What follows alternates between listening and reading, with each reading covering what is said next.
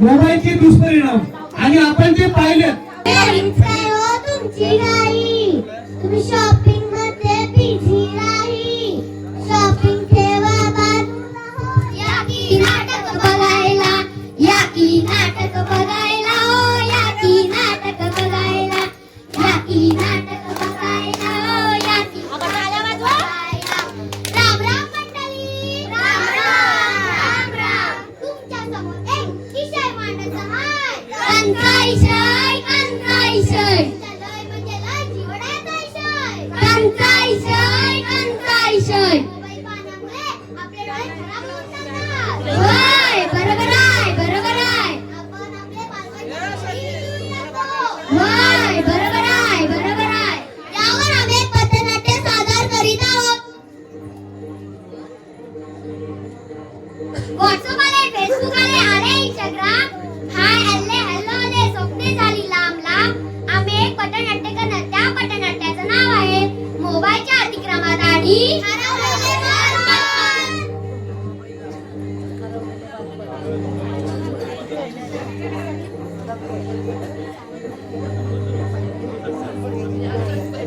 नमस्कार काका नमस्कार काकी नमस्कार दादा नमस्कार वहिनी नमस्कार आत्या नमस्कार मावशी नमस्कार काका नमस्कार आणि मामाच्या मुलीला साष्टांग नमस्कार आता पाहूया मोबाईल येण्यापूर्वीचे काळ मामाचं पत्र हरवलं आम्हाला नाही सापडलं मामाचं पत्र हरवलं आम्हाला नाही सापडलं मामाचं पत्र हरवलं कावळा उठ चिमणी उठ पोपट उठ म्हैस उठ अरे येड्या म्हैस कधी उडते का उडते तू म्हणत राहशील पोपट उठ चप्पल उठ अरे येडे चप्पल कधी उडते का दाखवू का तुम्हाला चप्पल उडवून मी उद्या शाळेत जाणार नाही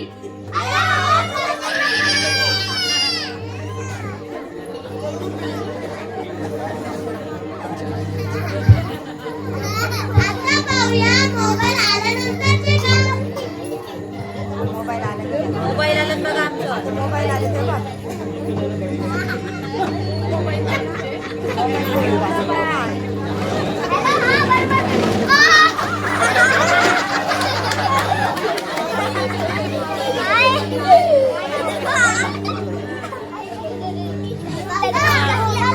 ऍक्सिडेंट झाला पहिले फोटो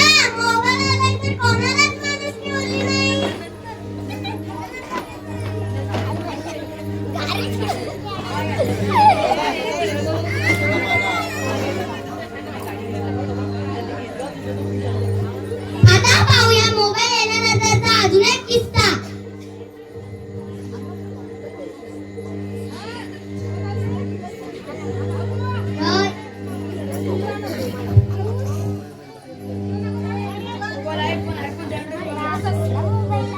पहा मित्रांनो कोणाला बालपणच्या खेळी आठवण येते कोणी रील बनवते कोणी व्हिडिओ गेम खेळते तर कोणी आपल्या सुनबाईच्या चुगल्या आपल्या लेकीला सांगते कोणाला आपल्या बालपणीची काही आठवणच येत नाही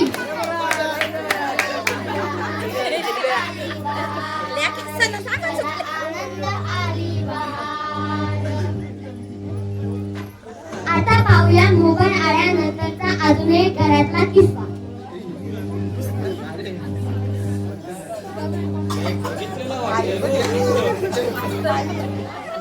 अगं प्रियांशी आमच्यासोबत चल ना खेळायला मी तर माझ्या मम्मी पप्पांबरोबर खेळणार आहे अगं तुझे तर मम्मी पप्पा खेळणार नाही त्यांना खूप कामं असतात नाही ते खेळणार तुम्ही बघा खरं सारं तर नक्की सांगा नक्की अगं मम्मी चालणार खेळायला खेळायला अहो पप्पा ती फाईल ठेवा बाजूला चला माझ्या बरोबर खेळायला सांगा मला सांगा कधी माझा वोट पकडून राहिला तुम्ही तेव्हा पुढच्या जन्मी ना मला मोबाईलच बनव कारण का मला माझ्या मम्मी पप्पांबरोबर मम्मी पप्पांबरोबर राहायचं.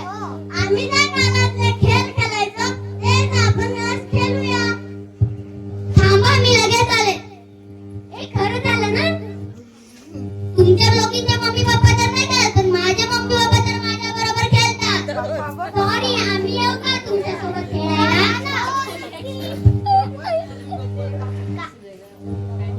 आई आई, आज काय आपण खेळायचं? आपण लंगडी खेळूया. ती कशी खेळतात? जाऊ दे, या मुलांना तर आजच्या काळात मोबाईलच माहित नाही. आता मी तुम्हाला शिकवते कसं खेळायचं. हे बघा, हा पाय असं करायचा आणि दुसऱ्याला पकडायचं. आई, मी राजा घेऊ का? आऊट झालीस का तू?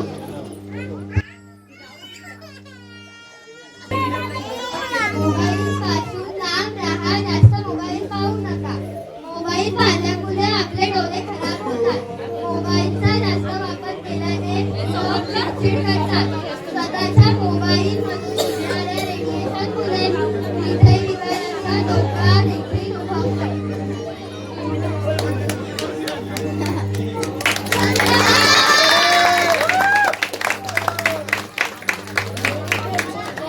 तुम्हाला एक प्रश्न विचारतो मी, फक्त त्याचं खरं उत्तर द्या. हा पटनाट्य बनवण्यासाठी तुम्हाला कोणी मोठ्या माणसाने मदत केली? नाही. कोणी केला? मोबाईल ह्या नाटकाचे पूर्ण श्रेय तेजश्रीला जाते आणि सर्व कलाकारांनी अतिशय उत्कृष्ट असं काम केलेलं आहे. ह्या पटनाट्यासाठी मंगेश गोपाळ कडू यांच्याकडून 200 रुपयाचे पारितोषिक आलेले आहे. परत असं जर सतत हे कार्यक्रम होत राहिले तर एक नवीन पिढीला सुद्धा एक चांगला उद्देश दिलेला आहे त्यांनी आणि जुन्या पिढीला सुद्धा एक चांगला उद्देश दिलेला आहे की तुम्ही जे लहानपणी खेळ खेळलात ते तुम्ही तुमच्या मुलांकडून खेळून घ्या. आपणच मोठी माणसं मुलांना मोबाईल देतो आणि त्या मोबाईल मध्ये गुंतवतो. तर त्याच मुलांनी आता समजून दिलेलं आपल्याला की मोबाईल न देता तुम्ही जे खेळ खेळलात ते आम्हाला ठेवा, आम्हाला सांगा कसं खेळायचं, कोणता खेळ. ते खेळ तुम्ही शिकवणार तेव्हा ते मुलं मोबाईल पासून दूर होतील. हा उपदेश त्या मुलांनी दिलेला आहे. तर ह्या उपदेशासाठी सर्व कडवाली, पूर्ण कडवाली, धोंडपाडा गाव तुमचे सतीश ऋणी आहे. धन्यवाद.